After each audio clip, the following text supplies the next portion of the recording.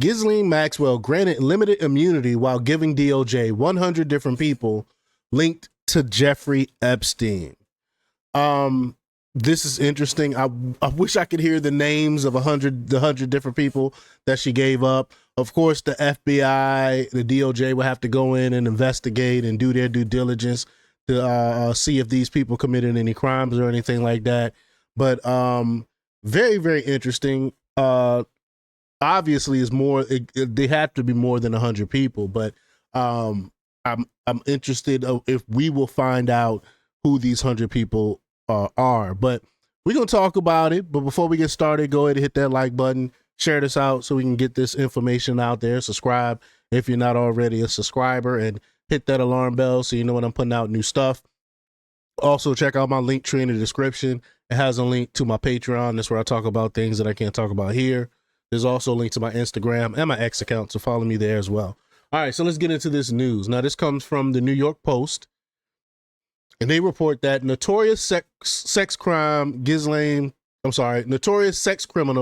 Maxwell answered questions from Justice Department officials about 100 different people linked to late pedo Jeffrey Epstein. An attorney for the disgraced socialite claimed Friday following 2 days of interrogation led by Deputy Attorney General Todd Blanche, during which she was reportedly granted limited immunity. I wonder what kind of immunity does that entail? David Oscar Marcus told reporters that his client, currently serving a 20-year sentence after being convicted in Manhattan of federal sex trafficking and conspiracy charges in December 2021, was, quote, asked about every possible thing you could imagine. Everything. This was the first opportunity she's ever been given to answer questions about what happened, Marcus added. The truth will come out about what happened with Mr. Epstein, and she's the person who's answering those questions. Wow, to be a fly on the wall, right? Blanche had every single question answered during the sit-down, Maxwell attorney also said, with the British-born convict declining to plead the fifth. If she lies, they could charge her with lying, Marcus noted. That's true. You lie to the FBI, you lie to the feds like that, that's a felony. That's true. They did not charge her with lying, a reporter challenged him, referring to 2 perjury counts that Marcus noted were dropped by the feds after her conviction. No one is above the law and no lead is off limits, Blanche posted on X Tuesday in announcing he would speak with Maxwell. Maxwell, 63, is appealing her conviction and sentencing, and legal observers have speculated her willingness to answer questions is tied to a potential clemency grant by President Trump. Her attorney described the commander-in-chief Friday as the ultimate deal maker and claimed his client had been treated unfairly for the past 5 years and didn't get a fair trial. I don't believe that for one bit, though. We hope he exercises the power in the right and just way, Marcus added. Trump told reporters after landing in Glasgow, Scotland, that, quote, I don't know anything about the conversation between Blanche and Maxwell because I haven't really been following it. I mean, I'm going to be honest. I really don't understand why Trump seems so disinterested in this. I can see why people are believing he might be a part of this because his nonchalantness, or sometimes it's the opposite. He gets angry when people question him about it. People are questioning you about this, Mr. President, because we care about children, and children was harmed in this. I've been talking about the Epstein stuff for years now. It's because of the children that was hurt in this. I mean, the man for years and high-powered people got away with having sex with underage children. It's just wrong. So for him to be like nonchalant about this, I don't know what to make of that. I really don't. But he says this is no time to be talking about pardons. The president added after saying hours earlier while leaving the White House that I haven't thought about the idea. Maxwell reportedly initiated to sit down with the DOJ and answer questions for roughly 9 hours, according to ABC News. Wow, 9 hours. The proffer immunity granted to Maxwell allowed her to answer questions without her responses later being used against her in a criminal case, sources told the outlet.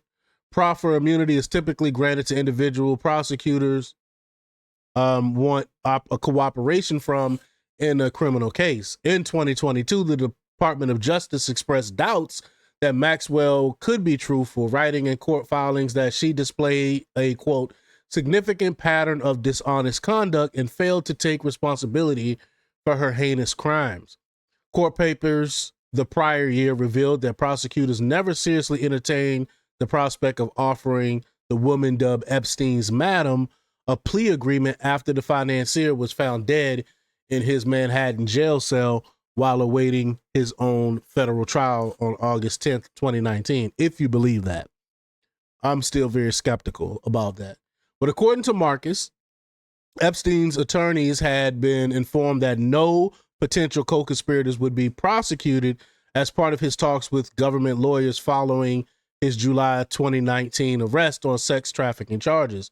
I don't think President Trump knows that the Justice Department took the position that the premise not be upheld, he claimed. In February, Attorney General Pam Bondi teased a full disclosure, of course, of federal investigatory files on Epstein during the Fox News interview, including purported client list of high-powered associates, but no such reveal came, and I'm still upset about that. She tried to downplay it and pretend like she never said that she was going to release the Epstein client list.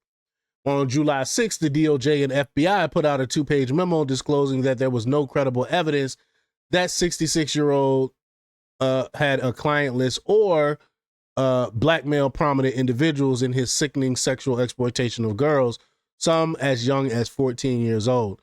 I mean, we know he was filming that stuff. We know about the cameras on Epstein Island and all this stuff. So I still don't understand why they decided to come out and make that statement. It said, we did not uncover evidence that could predicate an investigation against uncharged third parties, the memo also stated. Epstein counted influential politicians and businessmen as his associates, including former President Bill Clinton, Microsoft founder Bill Gates, and Trump. Now, Bill Clinton been to Epstein Island, Bill Gates been to Epstein Island, and supposedly Bill Gates dealing with Epstein was the reason why him and Melinda got a divorce, supposedly. And then Donald Trump been in several pictures with Epstein, but tons of people that was involved in this said that Trump never had any relations with these young girls.